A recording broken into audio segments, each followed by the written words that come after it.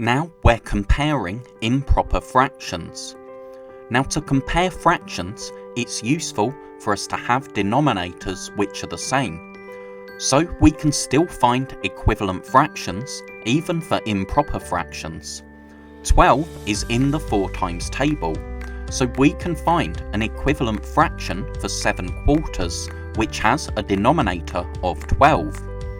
4 times 3 is 12, and what we do to the denominator we need to do to the numerator as well. So 7 times 3 is 21.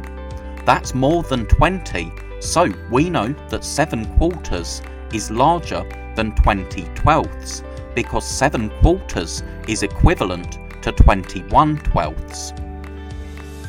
Now we're comparing 29/15 and 5/3. Now 15 is in the 3 times table, so we can find a fraction equivalent to 5/3 which has a denominator of 15. Now we use multiplication or division to find equivalent fractions, and 3 times 5 is 15.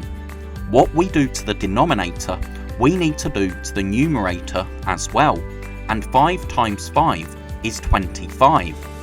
That's less than 29, so we know that 29/15 must be larger than 5/3 because 5/3 is only equivalent to 25/15. Thank you so much for watching. I really hope that was helpful. If you're a teacher or a parent, then please subscribe or go to keystage2maths.com to download resources for this lesson and many more. That's all for now. I'll see you in the next video.